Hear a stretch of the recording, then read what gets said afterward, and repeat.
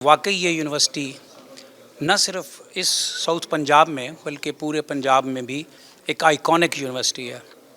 تو اس پرسپیکٹو میں ہم نے اس یونیورسٹی کو through the cabinet government of the Punjab notify کیا، اور اس دن سے میرے شوق میں اضافہ ہوا کہ میں ضرور یہاں پر آؤں اور خود آ کے دیکھوں.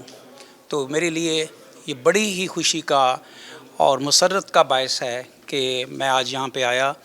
اور انسان اپنے ذہن میں ایک خاکہ بناتا ہے آنے سے پہلے جو سنا ہوتا ہے اس کی بنیاد پہ، تو اس سے کہیں بڑھ کے پایا. اور جو فیسلٹیز اور جو انفراسٹرکچر اس یونیورسٹی کے لیے تیار کیا گیا ہے وہ پنجاب کی، میرا خیال ہے، جو کیونکہ میں سب کو تو وزٹ نہیں کر سکا، ان میں سے ان میچبل ہے.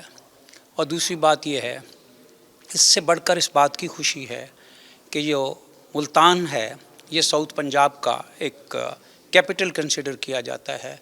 اور ساؤتھ پنجاب میں جو ملتان ڈویژن کے 7 ایریاز ہیں، جو اس کی کیچمنٹ ایریاز ہیں، وہاں پر بہت زیادہ لائق انٹیلیجنٹ اسٹوڈنٹس موجود ہیں، لیکن افورڈیبلٹی کی وجہ سے ان کے والدین شاید ان کو لاہور تک تعلیم افورڈ نہیں کر سکتے تھے.